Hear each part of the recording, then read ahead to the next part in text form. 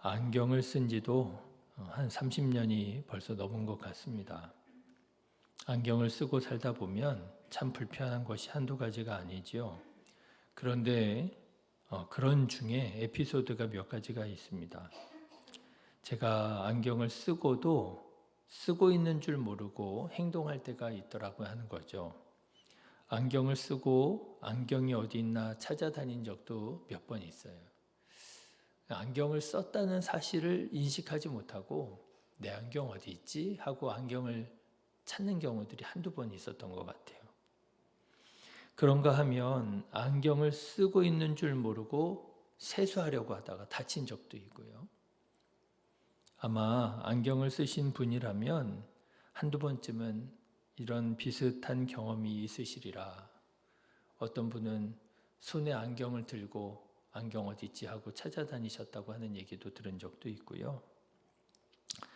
그런데 꼭 안경을 쓰는 사람만 아니라 사람은 누구나 저마다의 안경을 쓰고 있는 줄 모르고 나는 아무 안경도 안 쓰고 있다 생각하고 나는 객관적이라고 생각하고 그리고 살아가는 것 아닌가 하는 생각이 듭니다.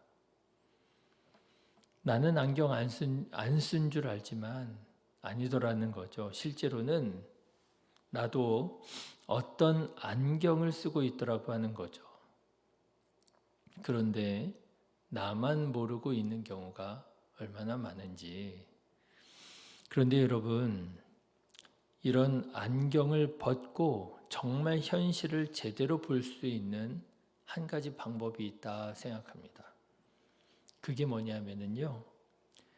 나의 가장 가까운 사람들을 보는 거예요.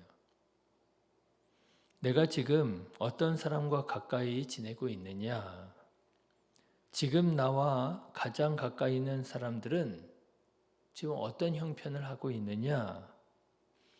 나와 가장 가까이에 있는 사람과 나는 어떤 관계를 맺고 있느냐? 나와 가장 가까이에 있는 사람들을 보면은요, 나를 보다 객관적으로 볼 수 있더라고 하는 거죠. 안경을 벗고, 내가 지금 이런 상태에 있구나. 이렇게 가장 가까운 사람을 보고 스스로를 돌아봤어야 했던 사람이 있었습니다. 그 사람은 사울 왕과 그의 후손들이라 하는 거예요. 여러분 오늘 말씀을 보시면은요. 오늘 말씀은 다윗이 사울을 대신하여 이스라엘의 왕이 되는 그 과정에 대한 말씀이에요. 오늘 말씀을 조금 들여다보면 1절 말씀을 보면 다윗이 시글락에 숨어 있을 때에 대해서 말씀하고 있음을 보게 됩니다. 기름 부음 받았지요. 하지만 이스라엘의 왕이 되기는커녕 이스라엘의 왕인 사울에게 언제 죽임을 당할지 모르는 아주 위태로운 순간이 시글락에 숨어 있을 때 아니었습니까? 자, 그런데 19절의 말씀을 보면은요, 다윗이 블레셋 사람들과 함께 사울과 싸워야 할 때에 대해서 말씀을 하고 있습니다. 그랬던 적이 있었던 거 아시죠? 다윗이 도저히 이스라엘 영 내에서는 살 수가 없어요. 사울 때문에. 그래가지고 블레셋에 망명했다는 거 아닙니까? 그래가지고 블레셋의 충성스러운 신하처럼 이제 망명 생활을 하고 있다가 이 블레셋이랑 사울이랑 전쟁을 하게 됐단 말이에요. 그러니 어떻게 해요? 다윗도 블레셋 편에 서서 이제 이스라엘 자기 동족을 향하여 칼을 겨눠야 하는 그런 참 영적이랄까요? 아주 위태로운 순간에 놓인 적이 있었습니다. 근데 다행히도 블레셋 사람들이 다윗을 믿지 못해서 다윗을 돌려보내는 바람에 참사를 막을 수 있었죠. 그때 아마 다윗이 이스라엘과 진짜 피를 흘리며 싸웠더라면 다윗은 이스라엘의 왕이 아마 되지 못했을 거예요. 하나님이 막으신 거죠. 바로 그때에 대한 말씀이 19절에 나오지요. 자, 그런데 23절의 말씀을 보면 다윗이 헤브론에 있을 때 이스라엘의 지파들이 다윗을 찾아와서 다윗을 그들의 왕으로 삼는 그런 말씀이 나옵니다. 어제도 말씀을 드렸지만 다윗은 어느 날 갑자기 왕이 된 것이 아니라 왕이 되어져 간 사람이라. 처음에는 이스라엘의 왕 사울에게 쫓김을 당하고 죽을 위험 숱하게 건너다가 그러다가 헤브론의 왕이 되고 유다의 왕이지요. 그리고 온 이스라엘의 왕이 되어져 간 사람이 다윗이다 하는 거예요. 이렇게 오늘 본문의 말씀은 다윗이 사울을 대신해서 이스라엘의 2대 왕이 되어져 가는 과정에 대한 말씀이라 할 것입니다. 자, 그런데 오늘 말씀에는 한 가지 특징이 있어요. 어제 말씀에 이어서 다윗이 이스라엘의 왕이 되어 가는 그 과정을 어떤 사건들을 중심으로가 아니라 사람 중심으로 기록하고 있다고 하는 사실이에요. 여러분 보십시오. 오늘 말씀도 우리가 같이 읽었지만 점점 더 많은 사람들이 다윗에게로, 다윗 아래로 모여들고 있는 것을 보게 됩니다. 다윗이 시글락에 숨어 있을 때 어떤 사람들이 다윗을 도왔느냐? 1절부터 7절까지 제가 한번 이렇게 세어보니까 23명이 언급되고 있더라고요. 시글락에 숨어 있을 때 1절부터 7절까지 23명이 언급되고 있고요. 8절부터 15절까지는 갓지파 사람들이 이제 다윗에게 모여드는데 11명이 모여들고요. 16절부터 18절까지는 이제 베냐민 지파, 유다 지파에서 다윗에게로 사람들이 모여드는데 아마세를 비롯한 30명이 언급되어 있고요. 19절에서 22절까지는 므낫세 지파의 용사들 7명이 언급되고 있는 걸 보게 됩니다. 다윗이 하나님께서 함께 하셔서, 그렇죠. 어제의 말씀이 나오잖아요. 하나님께서 다윗과 함께 하심으로 점점 더 강성하여 가니라. 그게 어제 말씀이잖아요. 그런데 그 강성하여져 가는 그 과정이 어떻게 나오고 있어요? 더 많은 사람들이 다윗에게로 모여드는 것으로 말씀이 나오고 있는 거예요. 이렇게 점점 많은 사람들이 다윗에게로 모여들었습니다. 그런데 여러분, 이 사실을 거꾸로 뒤집으면 어떤 말이 될까요? 이런 말 되는 거 아니겠습니까? 이스라엘의 민심이 누구를 떠나서요? 사울 왕과 그의 후손들을 떠나서 다윗에게로 옮겨가는 것을 의미하지 않겠습니까? 이스라엘의 왕이에요. 물론 하나님에게 버림을 받긴 했지만 당시 이스라엘의 왕으로서의 통치권을 가지고 있었습니다. 왕이에요. 그런데 이스라엘 백성들의 민심을 자꾸만 어떻게 하고 있는 거예요? 잃고 있는 거예요. 이스라엘의 주요한 용사들이 자꾸만 다윗에게로 모여들고 있는 거예요. 그런데도 사울과 그의 후손들은 왕관과 왕좌에 도취되어 이런 변화의 흐름을 정확하게 보지 못하고 있었더라고 하는 거죠. 여러분, 이스라엘의 전체 흐름을 그들이 제대로 읽지 못했다 할지라도 최소한 누구만큼은요? 자기들에게 가장 가까이 있는 지파, 사울 왕이 어떤 지파 출신이죠? 베냐민 지파 출신이잖아요. 최소한 자기와 가장 가까운 지파인 베냐민 지파 사람들의 변화만큼은 파악하고 있었더라면 어땠을까요? 그래도 다른 지파보다는 베냐민 지파가 그래도 우리 지파에서 왕이 배출되었는데, 여러분 그래도 베냐민 지파 사람들이 사울 왕에 대한 충성심이 높지 않겠습니까? 그런데 여러분 오늘 말씀을 보면은요, 사울 왕의 출신 지파인 사울 왕에게 있어서는 가장 가까운 사람들이라고 할 수 있는 베냐민 지파 사람들조차도 점점 다윗에게로 넘어가고 있더라라고 하는 거예요.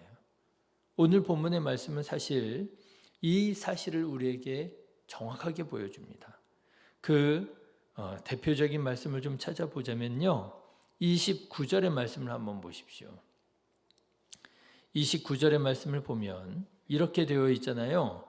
베냐민 자손 곧 사울의 동족은, 여기서 아예 그냥 사울의 동족이라고 말합니다. 사울의 출신 지파라는 거예요.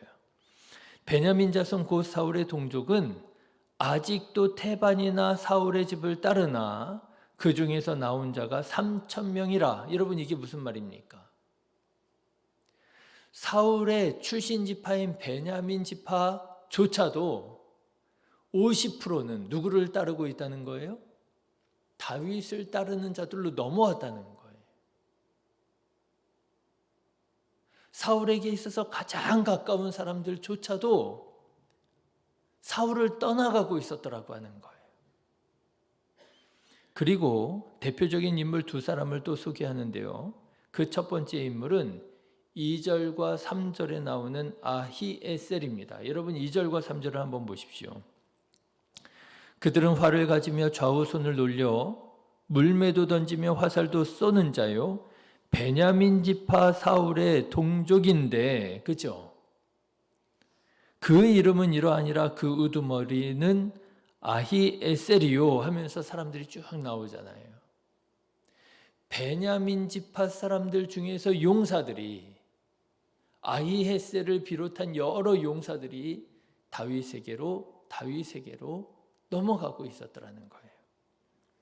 또 여러분 16절과 18절의 말씀을 보십시오. 16절에서 18절의 말씀을 보면 여러 사람들이 나오는데 18절의 말씀을 보시면 그때 성령이 30명의 우두머리 아마셀을 감싸시니 이르되 다윗이여 우리가 당신에게 속하겠고 이새의 아들이여 우리가 당신과 함께 있으리니 원하건대 평안하소서. 당신도 평안하고 당신을 돕는 자에게도 평안이 있을지니라고 말하고 있잖아요. 여기에서 말하는 아마세라고 하는 사람도 베냐민 지파 출신 사람이에요. 그러니까 여러분, 하물며 사울 왕의 출신 지파인 베냐민 지파조차도 아히에셀을 비롯한 거의 절반에 이르는 3,000명이 다윗을 지지했으니 여러분, 다른 지파들은 오죽했겠습니까? 그렇죠? 이렇게 다윗은 많은 지파와 많은 사람들의 지지를 얻어서 당시 왕족이라는 이름뿐인 사울 왕의 후손들과는 달리 실제적인 왕의 힘을 가지고 왕의 역할을 감당하고 있었더라고 하는 거예요. 22절 말씀을 보십시오. 그때 사람이 날마다 다윗에게로 돌아와서 돕고자 하매 큰 군대를 이루어 하나님의 군대와 같았더라. 그런데 누구만 모르고 있다는 거예요? 사울만 모르고 있다는 거예요. 사울 왕의 후손들만 모르고 있다는 거예요. 그리고 그저 왕관에 도취되어서, 왕좌에 도취되어서 말하자면 안경을 쓰고도 안경을 쓴 줄도 모르고 내가 이스라엘의 왕이야 이러고 있었더라고 하는 거예요. 사울 왕이 이스라엘 전체 분위기를 파악하지는 못했더라도 적어도 자기 출신인 베냐민 지파의 분위기만 파악했더라도 이 지경에 이르지는 않았을 텐데. 여러분, 우리는 어떻습니까? 우리는 지금 어떤 모습으로 하나님 앞에서 살아가고 있을까요? 그러고 보니까 이제 오늘이 2025년의 마지막 날이 되는 것 같아요. 여러분, 우리는 지난 한 해를 어떤 신앙을 가지고, 어떤 믿음을 가지고, 또는 어떤 안경을 쓰고 여러분 살아왔을까요? 나는 잘하고 있다고, 열심히 하고 있다고 자부한다고 하지만 혹시 나만 안경을 쓴 채 나 자신에게 도취되어서 나에게 있어서 가장 가까이에 있는 사람들조차도 불편해하고 힘들어하고 어려워하고 있는데 그것을 미처 깨닫지 못하고 혹시 사울 왕과 그의 후손처럼 살아가고 있는 것은 아닌지, 그저 자기만의 느낌과 생각에 도취되어 살아가고 있는 것은 아닌지. 여러분, 마음을 겸손히 하고 여러분의 가장 가까이에 있는 사람들을 한번 살펴보십시오. 나에게 있어서 가장 가까이에 있는 사람들 누가 있겠습니까? 가족이 있겠지요. 가장 가깝다 하는 친구들이 있겠지요. 여러분, 그들을 잘 보십시오. 그리고 그들과 내가 어떤 관계를 맺고 있는지를 잘 보십시오. 그들을 가만히 들여다보면은요, 그 속에서 어쩌면 나의 참된 모습을 발견하게 될는지도 모르겠어요. 지금 내가 잘 살아가고 있구나. 하나님의 은혜 가운데 살아가고 있구나. 하나님께서 이 관계를 통해서 나를 지금 사용하고 계시는구나. 감사하고 기뻐할 수도 있고요.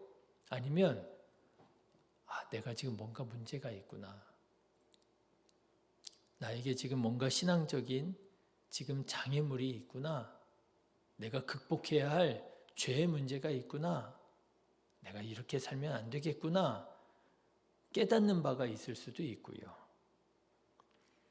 바라기는 정직하고 진실한 눈으로 우리 자신을 돌아보는 오늘 2025년의 마지막 하루가 되셔서 다시 한번 맑은 눈으로 모든 안경을 벗어버리고 주님께서 우리를 바라보시는 그 눈으로 하나님께서 원하시는 그 길을 선택하고 그 일들을 감당하며 2026년 새해로 나아가는 저와 여러분 다 되시기를 주님의 이름으로 축원합니다. 기도하겠습니다.